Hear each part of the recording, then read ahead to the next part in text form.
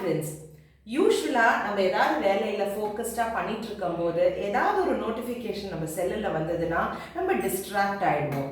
இன்னைக்கு பதிவில் நம்ம எப்படி அதை ஹேண்டில் பண்ணலாம் அப்படிங்கிறத நம்ம பார்க்கலாம். ஒரு வேலை செஞ்சுட்டு இருக்கோம், இந்த வேலைக்கு ஒரு மணி நேரம் ஆகும் அப்படிங்கிறத நினச்சிக்கோங்க. அந்த வேலையை நம்ம பண்ணிகிட்டே இருக்கும் போது ஒரு டிங்குன்னு ஒரு மெசேஜ் வந்தது அப்படிங்கிறதுனா, சரி எனக்கு இந்த வேலை தான் இம்பார்ட்டன்ட், நோட்டிஃபிகேஷன் தேவை கிடையாதுன்னு அதை தள்ளி வச்சுட்டு அந்த வேலையை முடிச்சதுக்கப்புறம் அந்த செல்லை நோக்கி நம்ம பார்க்கலாம். இல்லை சரி ஏதாவது இருந்ததுன்னா, அர்ஜென்ட்டாக இருந்ததுனால அந்த செல்லை எடுத்து நம்மளுக்கு அதில் அதுலேயே தெரியும் இல்லை யார் அமைச்சிருக்கா, ஏதாவது இம்பார்ட்டண்ட்டாக தெரியும். இம்பார்ட்டண்ட் இல்லைன்னா அதை அப்படி விட்டுடலாம்.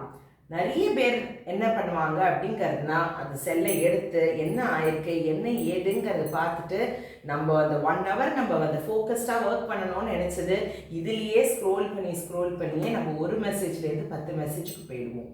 ஸோ ஃப்ரெண்ட்ஸ், நீங்கள் பார்த்தீங்கன்னா நம்மளுக்கு டிஸ்ட்ராக்ஷன்ஸ் செல்ஃபோனில் வழியாக மட்டும் இல்லாமல் வாழ்க்கையில் நிறைய வழியாக நம்மளுக்கு வரதுக்கு வாய்ப்பு இருக்குது.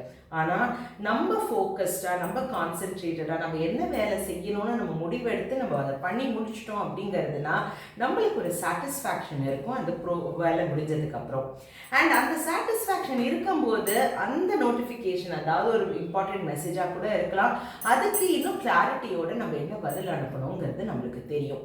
எப்போதுமே உங்களோட ஃப்ரெண்ட்ஸு ஃபேமிலிகிட்ட நீங்கள் சொல்லலாம், இந்த டைம்லேருந்து இந்த டைம் நான் கொஞ்சம் பிஸியாக இருப்பேன்ப்பா, நீங்கள் ஏதாவது இம்பார்ட்டண்ட்டாக போடுறீங்கன்னா ஒரு கால் அடிக்குங்க, எனக்கு நோட்டிஃபிகேஷன் அனுப்பிச்சிருக்கீங்கன்னா நான் ஃப்ரீ ஆனோம்னா நான் அதை பார்த்து கண்டிப்பாக பதில் அனுப்புகிறேங்க.